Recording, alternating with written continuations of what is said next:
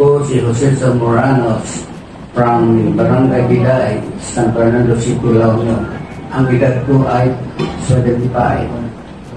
Daddy, paano kayo nakapunta dito sa Nogales at bakit po? Nag-invite ako si Becky sa Camarao. Pumunta dito sa Nogales.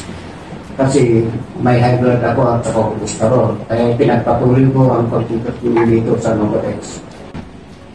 Daddy, ano naman po yung mga naging karanasan mo po dito sa Nogales? Siyempre, dapat matasin yung prostate cancer ko na inopera ni Dr. Bagno. Kaya nagpapasalamat din ako sa Nogales. Kaya nung nakaraan 3 buwan, ayun na naman sumakit ng kidney ko. Nagpala ko sa doktor ko, nakitaan ng may butas na pala yung kidney ko. Kaya sabi niya, papalitan raw. Pero sabi ko, tinanong ko kung magkano, 100,000 raw ang isa. Ayun ako, pinamot ko ng ulo ko dahil mataas pala ng presyo niya.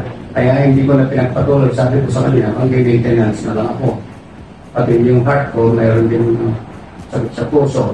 Total naman hindi nakapag-approve. Kaya nakita ko na ang maraming tao doon sa Peralta Building noon, 2010. Nagtanong ako doon kung ginagawa nila doon. Sabi na, magpipira-pira raw. Ngayon, nauna ng Diyos, ayos na yung mga problema ko sa prostate cancer, kidney problem, at saka heart. Ngayon, inaano ko na lang dito yung high blood ko at saka cholesterol. Daddy, ano po yung maipapayo niyo po sa mga kaluganyans po ninyo na nakikinig ngayon po? Sa mga kanuga ko, pupunta lang araw-araw para sa gano'n, mga problema ng sakit, manunasan nyo lahat.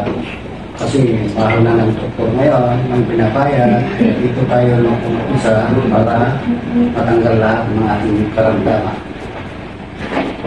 Salamat Tatay Jose sa pagbabahagi mo po ng magandang karanasan sa paggamit ko po ng mga Nogales products. Muli ako po ang inyong home manager ng San Fernando City, La Union Best House, Beth Pomyo, nag-uulat mula sa Nuga News TV. Kamsahamnida and Saranghayon!